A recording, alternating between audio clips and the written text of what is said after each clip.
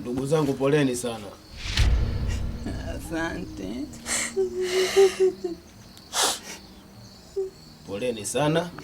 Asante. Maana ndugu yetu tulimpenda na Mungu kampenda zaidi. Kwa hivyo basi nilikuwa naomba tuvumilie katika kipindi hiki kigumu, ndugu jamaa na marafiki tutakaoweza kuwa hapa leo, kwa vile ile jambo limetokea usiku. Ila ningewaomba tu katika nyie watoto wa kiume, kwa vile sasa hivi tuko wachache, kwa hiyo mmoja wapo akakae na maiti ndani.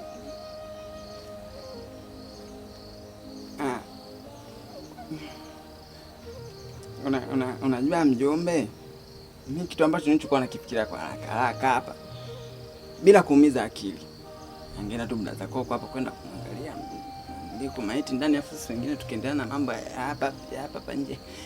Au pumbavu. Mjombe, mimi kama kaka nimesimama hapa. Mimi ndio kuteua nani atakaye na maiti ndani. Bwaga, wewe ndio kukaa na maiti ndani.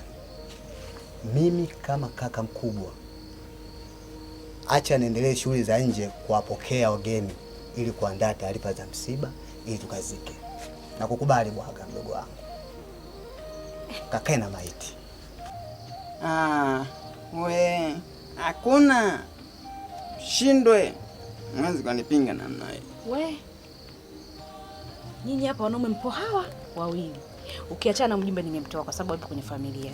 Mjumbe samani, mjumbe ataenda nyumbani kwake, si unanielewa vizuri? Kwa hiyo wanaume atakayebaki hapa ni nyinyi wawili, na Koko ndo kashasema wewe kasimamie. Bwaga, kasimamie maiti ndani, au niende vipi mjumbe?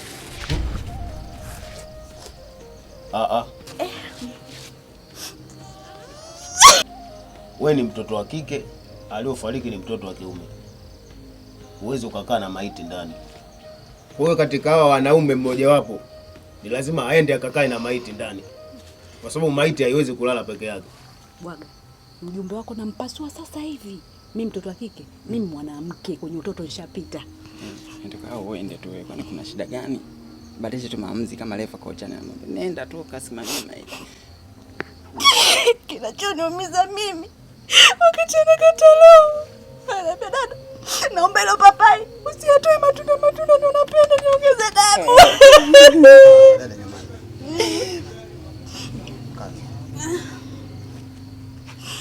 Tutalijadili kama wana familia.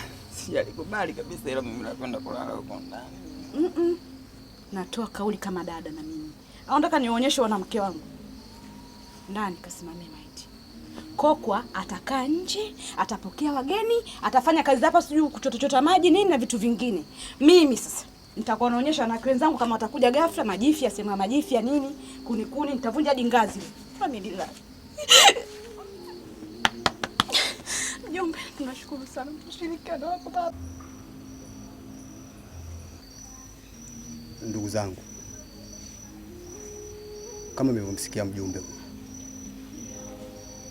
lakini kaka yenu na ugonjwa wa kuota kukaa na maiti mimi siwezi.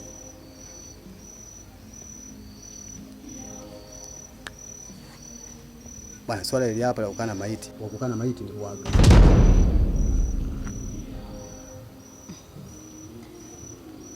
Bwaga, umemsikia kakako?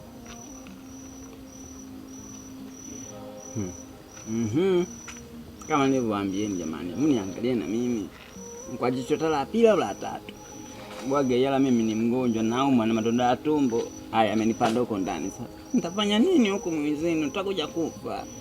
Kocha msingi tu blaza Kokwa mkubwa la makubwa adui. Aenda kalinde ndugu zangu. Mimi nihurumie, mimi nina ugonjwa wa tumbo. Hebu acha mambo yako na wewe.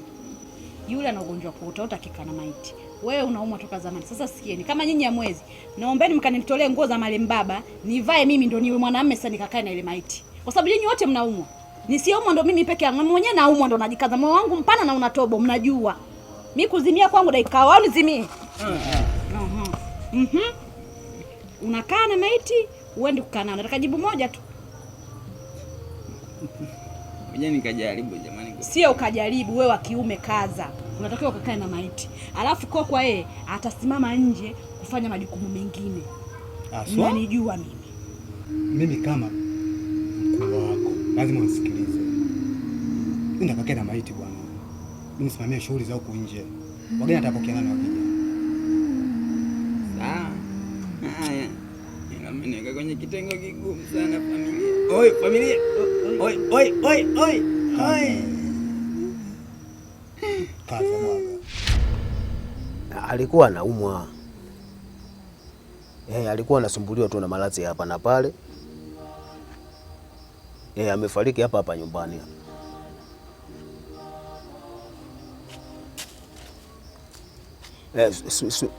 Subiri kwanza kidogo nitakupigia. Nitakupigia. Kata nitakupigia. Karibu mama. Asante baba. Yaani ningemjua anayekuveshaga wewe. Ningempa maua yake. Sijui ndo designer wako, sijui ndo nani. Kapapa Wemba. Sawa, mjumbe. Mimi nimetoka kuongea na ndugu zangu pale kuhusu swala letu, kutoka kuongea muda sio mrefu. Tumejadiliana, tumekubaliana kwamba nije niongee na wewe. Umeona, ubaki na sisi hapa. Kwa sababu wewe ni serikali, jirani yetu, ndugu, pia ni mkubwa kwetu. Kuliko sisi, yule nikasema hivi sisi ndio mkubwa, hata sieleweki na hata sikuelewi. Kwa sababu sisi mkubwa zaidi hakuna. Tulikuwa tunapendekeza babangu, wewe kama serikali ungebaki na sisi hapa kwa usiku wa leo mpaka hapo siku jambo litakapokuwa limeisha la kumpumzisha ndugu yetu. Kwa hiyo tulikuwa tunaomba babangu, mjumbe, serikali uwe pamoja na sisi.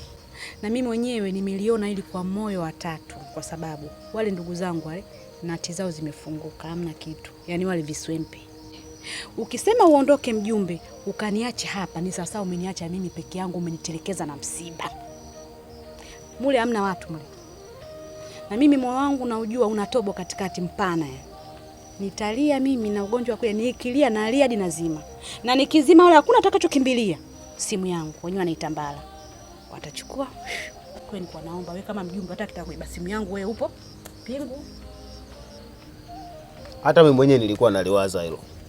Maana inakuwa sio jambo jema jirani yako akapata na tatizo, hususan msiba kama huu, alafu wewe uende ukalale nyumbani uache majirani wapo wenyewe.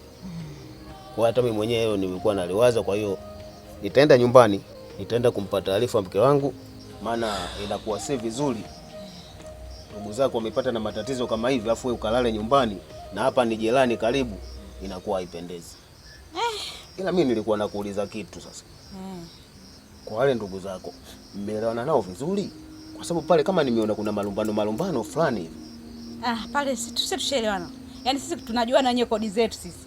Yaani hizi za kupapa ndio zenyewe kabisa, ni ndio hizo kodi zao. Kwa hiyo shaelewana nao, kila kitu kiko sawa. Ndio maana nikakwambia nati zimetoka. Kwa hiyo kule nimeenda kwa nati kugongelea kuchukua. Na upena. Wale nati zao mpaka upena kama unafungua Pepsi. Dadangu pole sana.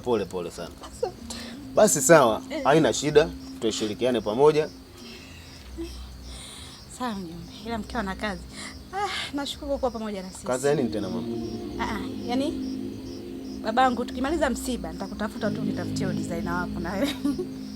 Kuhusu pamba kali. Asante baba kwa kuungana na sisi. Haina shida.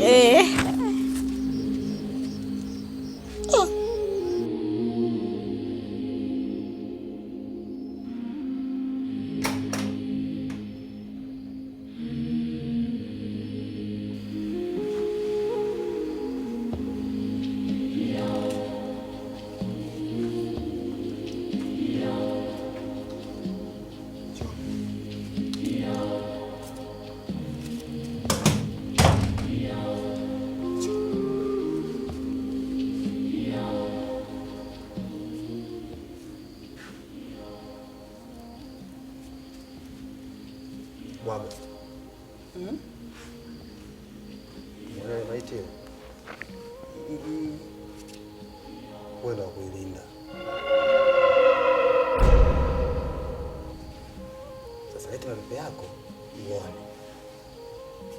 Mimi nipo nje. Nenda kuendelea majukumu mengine. Sawa? Sawa. Kuwa makini. Sawa.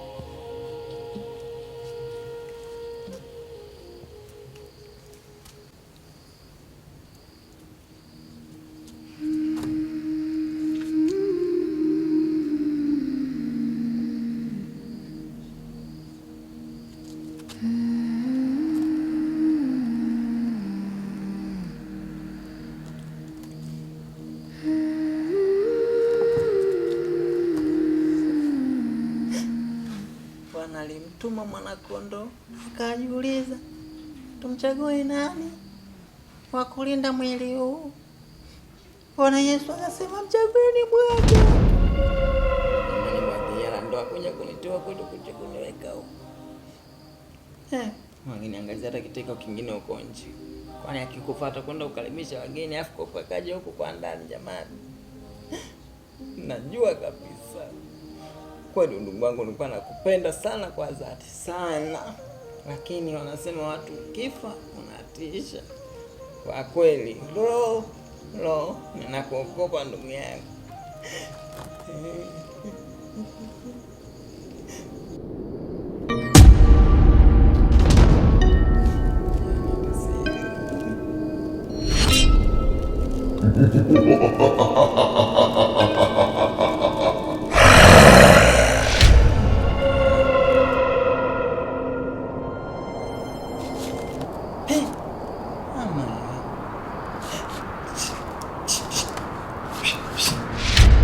Chumba